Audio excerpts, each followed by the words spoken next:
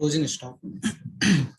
Last class तक हम लोग देखे हुए थे एबनॉर्मल लॉस के बारे में। एबनॉर्मल लॉस का कंपोनेंट दो होता था, cost of goods and consignor expenses. बस यही दो चीज मिलके एबनॉर्मल लॉस को क्रिएट करता था।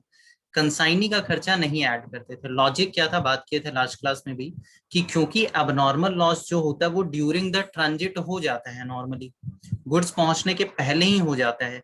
तो जब तक कंसाइनी को सामान मिलेगा नहीं तब तक कंसाइनी उसके ऊपर खर्च नहीं करेगा, और रास्ते में अगर कुछ लॉस हुआ तो कंसाइनी तो उसके ऊपर कुछ खर्च किया ही नहीं। दैट्स वाई कंसाइनी का खर्चा कभी इंक्लूड नहीं होगा। कंसाइनर का खर्चा आएगा, कॉस्ट ऑफ गुड्स एंड आएगा। अभी हम लोगों को देखना है क्लोजिंग स्टॉक। क्लोजिंग स्टॉक का तीन कंपोनेंट होता है, तीन चीज मिलकर क्लोजिंग स्टॉक बनाता है। पहला कॉस्ट ऑफ गुड्स इन, जैसा उधर अब नॉर्मल में था एज इट इज। कंसाइनी का खर्चा एज इट इज जैसा उधर था। कंसाइनर का खर्चा एज इट इज जैसा उधर था। अलग से कंसाइनी का खर्चा भी इंक्लूड होगा। क्यों कंसाइनी का खर्चा ऐड कर रहे हैं? क्योंकि क्लोजिंग स्टॉक का मतलब उतना सामान जो बेचने के बाद भी कंसाइनी के पास बचा हुआ रह गया, अनसोल्ड यूनिट बचा हुआ रह गया, तो कंसाइनी भी उसके ऊपर कुछ ना कुछ खर्च किया होगा क्योंकि सामान उसको मिल चुका है। तो कंसाइनी का भी खर्च जोड़ेंगे। लेकिन कंसाइनर का तो सारा का सारा खर्चा जोड़ लेते थे, 1 रुपया का भी खर्चा होगा तो उसको जोड़ लेते थे। बट कंसाइनी का कुछ खर्चा को जोड़ते हैं, कुछ खर्चा को नहीं जोड़ते हैं। लॉजिक क्या है कि सामान गोडाउन तक पहुंचने के पहले खर्चा हुआ है तो जोड़ेंगे, बट अगर गोडाउन पे पहुंचने के बाद खर्चा हो रहा है तो नहीं जोड़ेंगे। गोडाउन तक पहुंचने के पहले हो गया होगा तो जोड़ेंगे, गोडाउन पहुंचने के बाद हुआ होगा तो नहीं जोड़ेंगे। मतलब ये अगर मेरे लिए गोडाउन है, इसके पहले का खर्चा जोड़ेंगे और इसके बाद का खर्चा नहीं जोड़ेंगे। तो कुछ नाम से देख सकते हैं, फ्रेट होगा, इंश्योरेंस होगा, ऑक्ट्रॉय होगा, कस्टम ड्यूटी होगा। नॉर्मली फ्रेट और इंश्योरेंस, ऑक्ट्रॉय, यही तीन वर्ड नॉर्मली यूज करेगा। कस्टम ड्यूटी भी रहेगा, इंक्लूड करेंगे। ये सारा कुछ रहेगा, इंक्लूड नहीं करेंगे। गोडाउन रेंट क्यों इंक्लूड नहीं करेंगे? सामान पहुंचने के बाद लग रहा है। डिलीवरी चार्जेस, डिलीवरी चार्जेस कब लगता है? जब कंसाइनी सामान को बेचता है तो गुड्स को डिलीवर करने का चार्जेस सामान पहुंचने के बाद लगा। सेलिंग एक्सपेंसेस, ऑफिस एक्सपेंसेस सामान पहुंचने के बाद लग रहा है, इंक्लूड नहीं करेंगे, एक्सक्लूड करेंगे। तो ये चीज याद रखेंगे, कौन सा खर्चा आता है, कौन सा खर्चा नहीं आता। कंसाइनर का सारा, कंसाइनी का गिना चुना, और कॉस्ट ऑफ गुड्स सोल्ड आएगा। ये तीन चीज मिला के क्लोजिंग स्टॉक बनाएगा। क्लोजिंग स्टॉक पहले हम लोग को यूनिट के टर्म में देखना पड़ेगा। तो कितना होता है यूनिट के टर्म पे? जितना यूनिट भेजे थे माइनस कुछ नॉर्मल लॉस हुआ होगा, माइनस कुछ अबनॉर्मल लॉस हुआ होगा, और इतना सामान उसको मिला होगा। गुड्स रिसीव्ड बाय कंसाइनी इतना होगा, और इसमें से कंसाइनी कितना बेच दिया वो घटा दो, बच गया क्लोजिंग स्टॉक। कंसाइनी को जितना रिसीव हुआ माइनस कंसाइनी कितना बेचा, जो बच गया वो क्लोजिंग स्टॉक होगा। क्लोजिंग स्टॉक किसके गोडाउन में रहता है? लाइसिन कंसाइनी का गोडाउन। क्लोजिंग स्टॉक पड़ा हुआ होगा कंसाइनी के गोडाउन में, बट किसके अकाउंट में इंक्लूड करते हैं हम लोग? कंसाइनर के अकाउंट में, इंक्लूडेड इन कंसाइनर्स अकाउंट। तो गोडाउन में दिखेगा कंसाइनी का, बट जब अकाउंटिंग होगा तो कंसाइनर के अकाउंट में इसको बाई क्लोजिंग स्टॉक करके हम लोग दिखाते हैं। अब इसके ऊपर कुछ एग्जांपल्स, स्टार्टिंग में कुछ बेसिक एग्जांपल है, याद रखेंगे। क्लोजिंग स्टॉक तीन चीजों को मिला के बना था, cost of goods in, consignor का सारा खर्चा, कंसाइनी का कुछ कुछ जैसे freight, octroi, insurance, custom duty, ये चार। पहला example, X sent 100 unit of rupees 10 each to Y. Y sold 80 unit at the rate 15.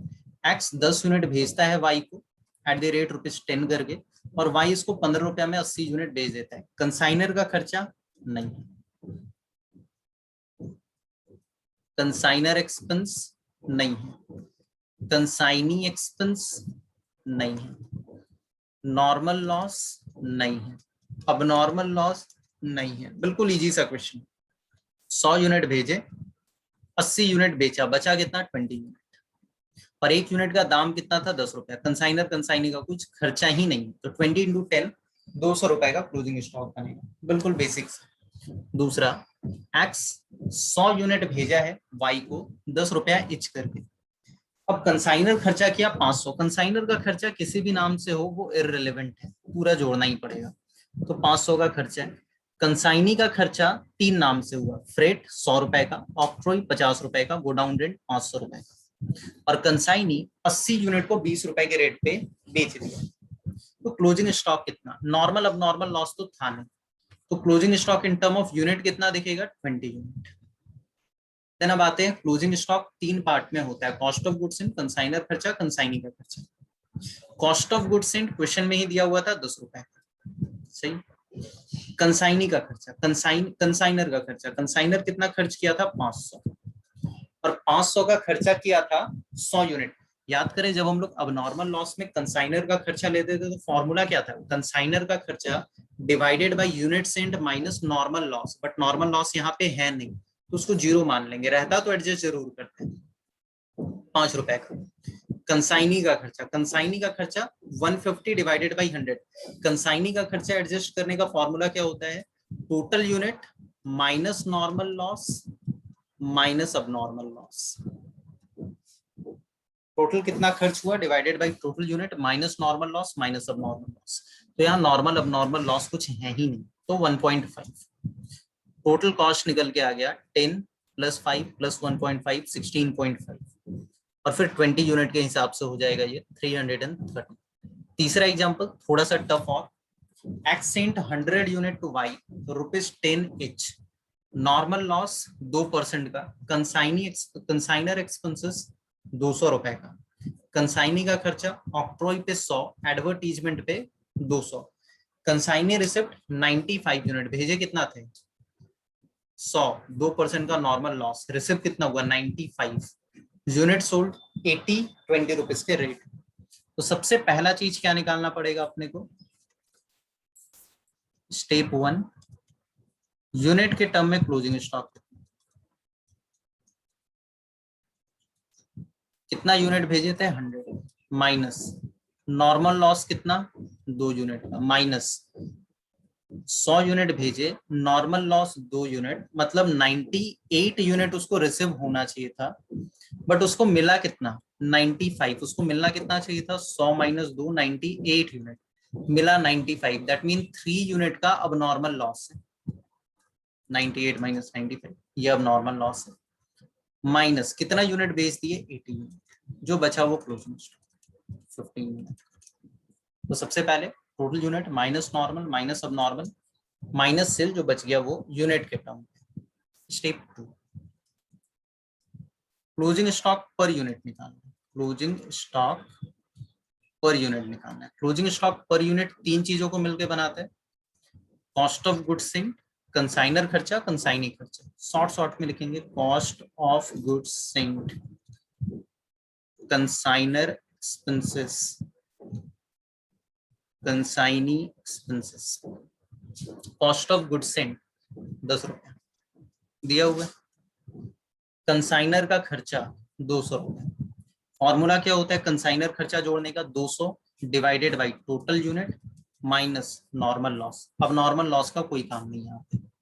Consignee का खर्चा, कंसाइनी कौन कौन सा खर्चा किया, ऑक्ट्रॉय दिया है, एडवर्टीजमेंट किया है, एडवर्टीजमेंट नहीं ले सकते क्योंकि वो सामान पहुंचने के बाद क्या होगा सेल्स के टाइम में, तो एडवर्टीजमेंट नहीं ले सकते, ऑक्ट्रॉय ले लेंगे 100 यूनिट 100 रुपीज डिवाइडेड बाय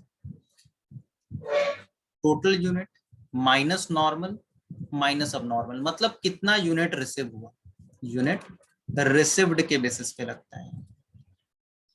ये कितना हो जाएगा, ये रहेगा 10, ये कितना हो जाएगा 200 डिवाइडेड बाई 98, 100 निकाल ले कितना आता है 200 डिवाइडेड बाई 98, 2.05 अप्रॉक्स 2.04 रखते हैं अप्रॉक्स, और इधर 100 डिवाइडेड बाई 95 0.105। अब कर लेते हैं टोटल, टोटल कितना होगा 10 प्लस 2.04 प्लस 0.105, 10 प्लस 2.04 प्लस 0.105 12.145, ये पर यूनिट आ रहा है, टोटल यूनिट कितना था 50, तो closing stock in value, closing stock in value ये कितना हो जाएगा 15 यूनिट इंटू 12.145 टू 15 182.175 ये हो गया क्लोजिंग स्टॉक। फॉर्मूला याद रखेंगे क्या लगता है कंसाइनर का खर्चा total expense divided by total unit minus normal loss. Consignee का सारा खर्चा नहीं बस डिवाइडेड बाय लिख रहे हैं total unit minus normal loss minus अब नॉर्मल लॉस। इन शॉर्ट कितना यूनिट उसको रिसीव हुआ। तो ये हो गया मेरे लिए इस क्वेश्चन का आंसर। एक और क्वेश्चन लेते हैं। ये क्वेश्चन थोड़ा सा और घुमा हुआ रहेगा ध्यान से देखेंगे। 4th number X sent 100 unit of rupees 10 each at 20% above cost invoice price. Consignor expenses rupees 200. Consignee expenses rupees 100 और ये एक्सपेंसेस से मान लेते हैं कस्टम ड्यूटी इंक्लूड होने वाला part. Consignee receipt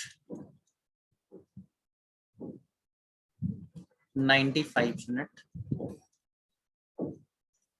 and sold 80 unit at the rate rupees 25 each.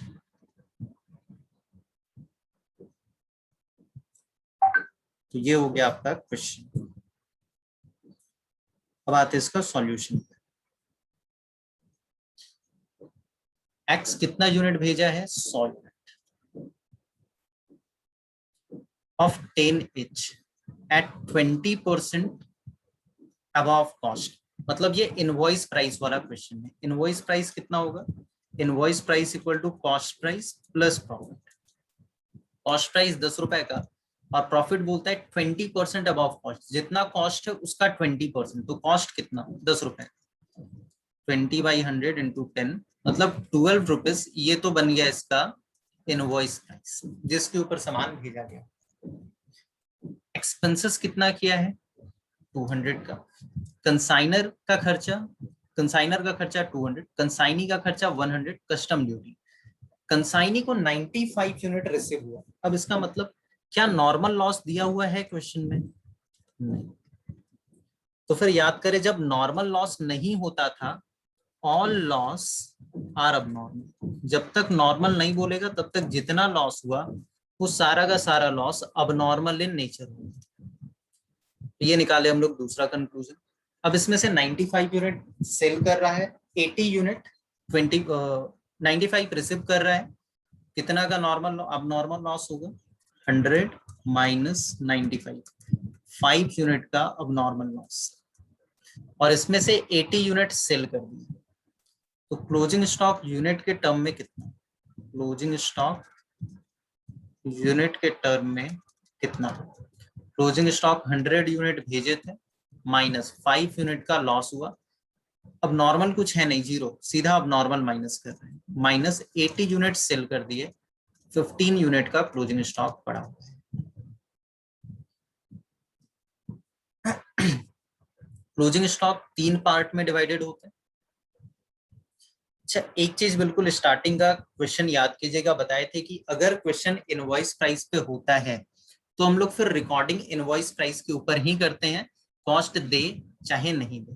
तो क्योंकि यहाँ क्वेश्चन में इनवॉइस प्राइस दिया हुआ है दैट मीन अपने पास जो गुड सेंट ऑन कंसाइनमेंट होगा वो इनवॉइस प्राइस के ऊपर ही लेना पड़ेगा अपने। उसको हम लोग कॉस्ट प्राइस पे नहीं रख सकते हैं। अनलोडिंग जरूर करेंगे स्टॉक रिजर्व का बट उसको लेंगे तो इनवॉइस प्राइस पे ही। आंसर दोनों से सेम आएगा बट एज पर जो ट्रीटमेंट दिखाया जाता है बुक में उसके हिसाब से चलते हैं। Cost of goods sent consignor का एक्सपेंसेस, कंसाइनी का एक्सपेंसेस।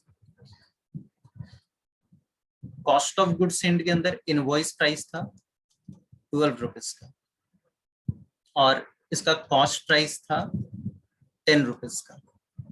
दैट मीन 2 रुपए का था यहाँ पे स्टॉक रिजर्व। तो हम लोग करेंगे क्या, जब हम लोग कॉस्ट ऑफ गुड्स सेंड ले रहे होंगे ना तो 12 से मल्टीप्लाई करेंगे ना कि 10 से, और 2 रुपए का स्टॉक रिजर्व दिखाएंगे। दिखाते कैसे होगा। कंसाइनर का खर्चा कितना, कंसाइनर खर्च किया है 200 का, 200। और कंसाइनर खर्चा डिवाइड कैसे करते थे हम लोग, total unit minus normal loss, total unit minus normal loss, but है ही नहीं, वो तो अब नॉर्मल है ना, तो वो माइनस नहीं होगा, सिर्फ नॉर्मल लॉस माइनस करेंगे। तो 200 डिवाइडेड बाई 100 माइनस 0। कंसाइनी का खर्चा कौन सा, कंसाइनी का खर्चा 100 रुपए कस्टम ड्यूटी, सही है, वो हम लोग लेते हैं, ऐड करते हैं। 100 डिवाइडेड बाई, ये बोलता है 100 माइनस नॉर्मल भी करो अब नॉर्मल भी करो, तो नॉर्मल तो नहीं है बट अब नॉर्मल है तो माइनस कर देते हैं। 200 डिवाइडेड बाई 100 ये आएगा ₹2, और ये 100 डिवाइडेड बाई 95 तो होगा 1.05। पॉइंट के बाद 2 से 3 डेसिमल तक आप कवर कर सकते हैं, नथिंग स्पेसिफिक। कंसाइनर एक्सपेंसेस को क्लोजिंग स्टॉक से इंटू नहीं करते? Closing stock number of units है, हाँ क्या करेंगे ना, अभी पर यूनिट निकाल ले फिर उससे भी मल्टीप्लाई करेंगे। तो ये एक यूनिट का, ये एक यूनिट का, ये एक यूनिट का, तो पर यूनिट क्लोजिंग स्टॉक कितना, पर यूनिट क्लोजिंग स्टॉक 12 रुपया प्लस 2 रुपया प्लस 1 रुपया 5 पैसा, मतलब 15 रुपया 5 पैसा। अच्छा ये 12 कौन सा प्राइस था, कॉस्ट प्राइस की इनवॉइस प्राइस बताइए? Invoice price. इनवॉइस प्राइस, मतलब ये जो 15 रुपया 5 पैसा है ये भी इनवॉइस प्राइस पे निकल गया है। और कितना यूनिट था, यूनिट था क्लोजिंग स्टॉक का 15, तो वैल्यू निकाल लेते हैं, closing stock invoice price 15 into 15.05 हो जाएगा, 15 इंटू 15.05 225.75, ये इनवॉइस प्राइस है। और 2 रुपए का स्टॉक रिजर्व है, तो 15 स्टॉक रिजर्व कितना, स्टॉक रिजर्व 15 इंटू 2 रुपया मतलब 30 रुपए का स्टॉक रिजर्व। प्रेजेंट कैसे करेंगे इसको हम लोग, प्रेजेंट करेंगे कुछ ऐसे, बाई साइड पे क्लोजिंग स्टॉक लिखेंगे, ऊपर वाला 225.75, और इधर 2 साइड पे लिखेंगे 2 स्टॉक रिजर्व 30 रुपीज। अगर कॉस्ट पे निकाले होते, in case closing stock was calculated on cost, तो हम लोग क्या करते हैं, हम लोग 12 के जगह पे 10 रखे होते प्लस 2 प्लस 1.05, तो ये आ रहा होता 13.05, और यूनिट था अपना 15, मल्टीप्लाई करके देखो 13.05 इंटू 15 195.75। उस केस में कोई स्टॉक रिजर्व नहीं आता, तो अब दोनों का ट्रीटमेंट देखेंगे तो आंसर एक ही आएगा बट प्रेजेंटेशन का तरीका बदल जाएगा। इनवॉइस प्राइस पे दिखाना हो तो 225.75, 30 का स्टॉक रिजर्व, कॉस्ट पे दिखाना हो तो सीधा 195.75, यहाँ पे स्टॉक रिजर्व नहीं आएगा क्योंकि कॉस्ट पे है, इनवॉइस प्राइस पे होता है तो स्टॉक रिजर्व। सिमिलरली अब नॉर्मल लॉस भी हम लोग इनवॉइस प्राइस और कॉस्ट प्राइस दोनों पे निकाल सकते हैं। अगर इसी क्वेश्चन में अब नॉर्मल लॉस निकालना चाह रहे होते हैं, अब नॉर्मल लॉस का कंपोनेंट 2 होता है, एक होता है कॉस्ट ऑफ गुड्स और एक कंसाइनर का खर्चा, कंसाइनी का खर्चा यहाँ कंसाइनर से। कॉस्ट ऑफ गुड्स एंड कितना, तो इनवॉइस प्राइस पे देखेंगे तो 12 रुपया था, कॉस्ट प्राइस पे देखेंगे तो 10 रुपया था, और कंसाइनर का खर्चा, कंसाइनर टोटल खर्च किया था 200, और 200 डिवाइडेड बाई 100 माइनस 0 होगा, मतलब ₹2 पर यूनिट। नॉर्मल लॉस था ही नहीं। अब अगर अब नॉर्मल लॉस निकालना हो इनवॉइस प्राइस, तो हम लोग क्या करेंगे, 12 + 2 14, 5 यूनिट का था 70 रुपए। बट जब भी हम लोग इनवॉइस प्राइस पे निकालेंगे तो स्टॉक रिजर्व अलग से दिखाना पड़ेगा। तो इसके ऊपर का रिजर्व कितना, इसका रिजर्व बन जाएगा 2 रुपीज इंटू, इन दोनों का डिफरेंस 2 रुपीज इंटू 5, 10 रुपीज। और अगर यही चीज कॉस्ट दिखाना होता तो अब नॉर्मल लॉस कॉस्ट प्राइस के हिसाब से 12 की जगह 10 रखते, वो तो वही रहता, 12 इंटू 5 करते 60 होता। आंसर दोनों से सिमिलर होता है, प्रेजेंटेशन का तरीका अलग अलग हो जाता है। ये था क्लोजिंग स्टॉक निकालने का मेथड। क्लोजिंग स्टॉक इतना ही वैरायटी, इतना वैरायटी काफी है समझने के पॉइंट ऑफ व्यू से। इसके बाद हम लोग मेन क्वेश्चन प्रैक्टिस करेंगे, इसको पहले एक बार ऑफ कर देते हैं।